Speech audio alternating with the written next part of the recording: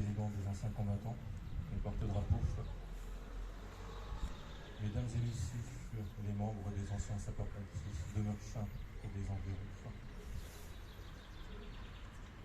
J'allais dire mesdames et messieurs, mais oui, maintenant on peut le dire, puisqu'on a un président à la tête des Céciliennes. Donc, mesdames et messieurs, les membres des Céciliennes, mesdames et messieurs, les membres de l'harmonie municipale, mesdames et messieurs, les adjoints, conseillers municipaux, chers enfants du conseil municipal des jeunes, mesdames, messieurs, nous voici aujourd'hui rassemblés en ce jour du 8 mai pour cette commémoration de la victoire du 8 mai 1945. Aujourd'hui, nous avons la chance d'avoir des enfants parmi nous. Un texte, celui de Nonal, sera d'ailleurs lu par des enfants, puisque c'était la volonté justement des anciens combattants que les enfants puissent être associés à cette journée. Je remercie par avance les enfants pour leur engagement en cette journée. La guerre a eu lieu. Si tragique et terrifiante, rien ne fut plus comme avant.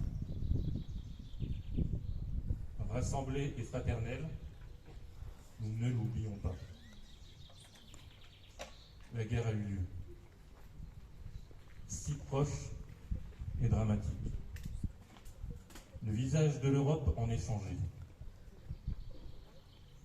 Rassemblés et fraternels, nous le savons. En ce 8 mai 2022, dans chaque ville et village de France, sur nos classes, scolaires et jardins municipaux,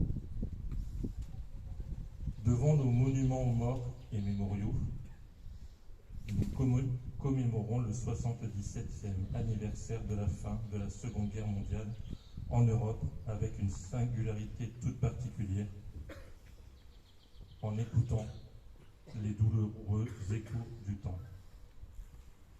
Le 8 mai 1945, notre continent voyait s'achever 5 années de tempête, de douleur et de terreur, ivresse de la victoire mais détresse face à l'immense sacrifice consenti.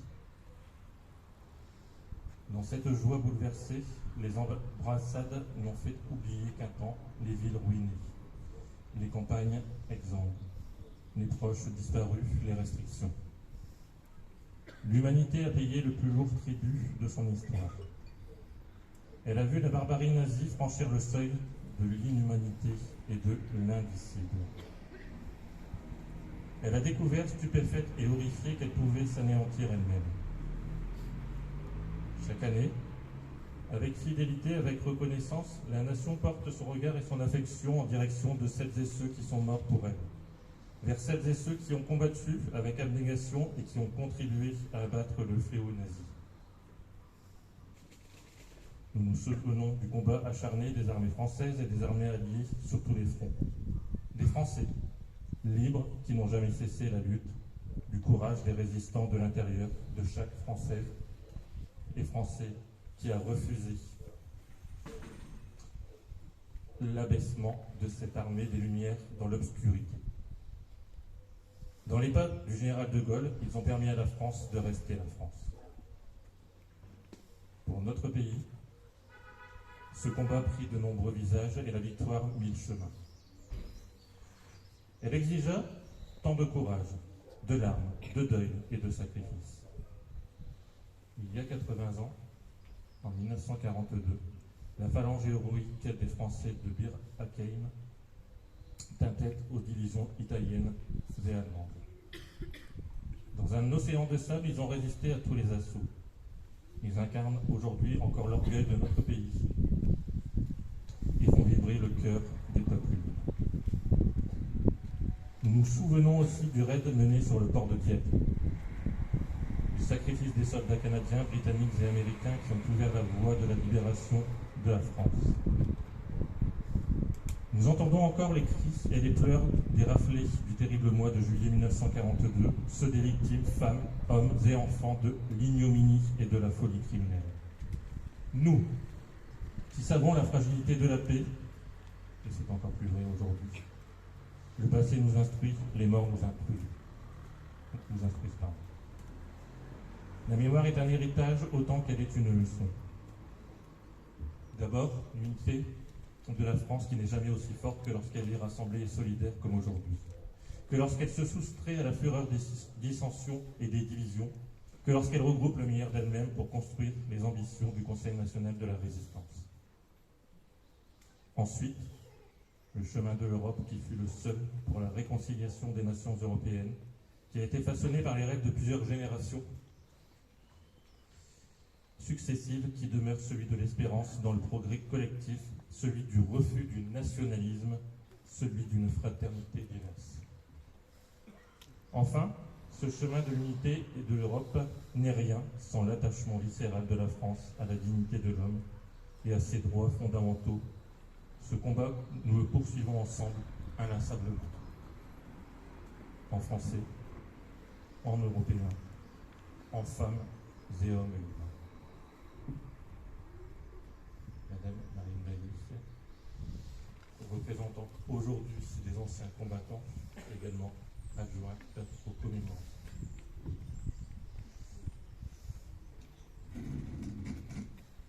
Monsieur le maire, Monsieur le président des anciens combattants, mesdames et messieurs les membres du conseil municipal et le conseil municipal jeune, les enfants, mesdames et messieurs de l'harmonie municipale, mesdames et messieurs les présidents d'associations et présidentes, mesdames et messieurs les anciens sapeurs-pompiers et les membres bénévoles, messieurs les porte-drapeaux, mesdames et messieurs, chers mœurs chinois, chères mœurs chinoises. En ce jour de commémoration de la fin des combats de la Seconde Guerre mondiale en Europe, la situation qui perdure à l'est de notre continent ne peut que nous interpeller et nous inquiéter. 77 années ont passé. Les traités d'après-guerre, la décolonisation, l'effondrement du bloc soviétique, la construction de l'Europe, l'émergence de nouvelles nations ont remodelé en profondeur le contexte géopolitique de cette partie du monde et généré de nouveaux antagonismes et aujourd'hui le fait guerrier est de nouveau à nos frontières. Face aux incertitudes générées par cette situation, ne nous laissons pas impressionner et assumons pleinement notre rôle d'association combattante. À cet effet, restons fidèles à la mémoire de nos anciens, de la deuxième génération de combattants du feu, celle de la Deuxième Guerre mondiale, de toutes origines, métropolitains ou venus de toutes les parties de l'Empire, volontaires, résistants, combattants de l'ombre, engagés dans ce conflit sur tous les théâtres d'opérations intérieures et extérieures. Ils ont sacrifié leur vie pour que vive et rayonne la France et ses valeurs. N'oublions pas les souffrances endurées par les victimes civiles des bombardements, des combats, des représailles, des génocides. Celles des prisonniers, des déportés, des déplacés, des réfugiés, des veuves et des orphelins. Serrons les rangs autour de nos armées, assurons-les de notre soutien moral et de notre solidarité. Veillons à ce qu'elles soient en mesure de remplir au mieux leurs missions actuelles en opérations extérieures et intérieures, mais aussi et surtout celles à venir dans la droite ligne de l'engagement de leurs anciens. Contribuons tous, en cette période d'interrogation, au réarmement moral de notre pays, car la volonté inébranlable d'un peuple de se défendre jusqu'au sacrifice constitue une force dissuasive primordiale face à toute tentative d'agression.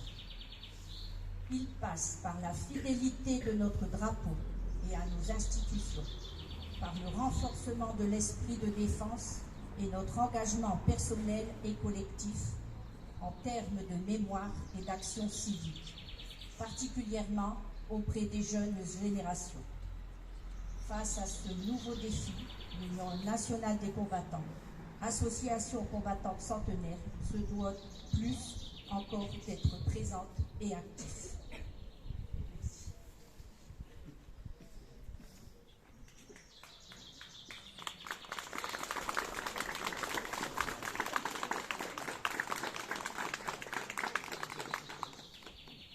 Nous appelons le conseil municipal jeune pour la lecture du message de l'association des anciens combattants.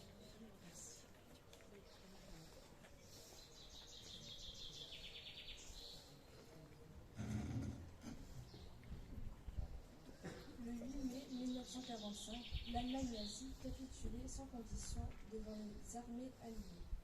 Le fascisme hitlérien était vaincu, la guerre en Europe prenait fin, mais la Seconde Guerre mondiale n'allait se terminer qu'après la capitulation, le 2 septembre 1945, du militarisme japonais. En ce jour de commémoration, rendons hommage aux innombrables victimes civiles et militaires, des combats meurtriers, des bombardements aériens, de la captivité de l'enfermement, de la déportation des exécutions et l'extermination. Rendons hommage à tous les soldats alliés et français de la métropole et des territoires d'outre-mer, aux volontaires de la résistance, à tous ceux qui sur terre, sur mer et dans les airs unirent leurs forces pour vaincre le fascisme et le nazisme.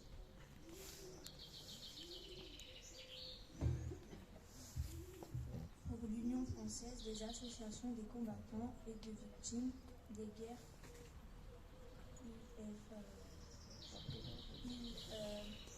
importe que ces pages d'histoire, faites d'événements douloureux et de moments héroïques, soient connues, comprises et partagées par tous. Aujourd'hui, le fanatisme religieux, le terrorisme, le réveil des nationalismes menaçant la paix, la sécurité des peuples, la liberté et les droits de l'homme, aussi fidèles au souvenir de celles et ceux qui ont sacrifié leur vie pour un monde sans guerre et sans haine.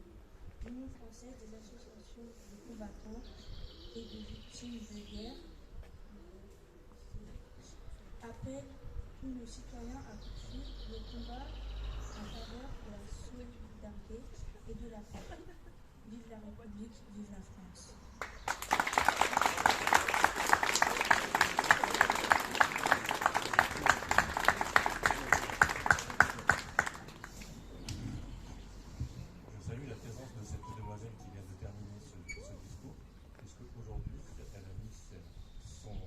Histoire personnelle de côté, je vais la saluer puisque c'est son anniversaire aujourd'hui, elle est présente aujourd'hui pour la mémoire de nos anciens combattants. Merci.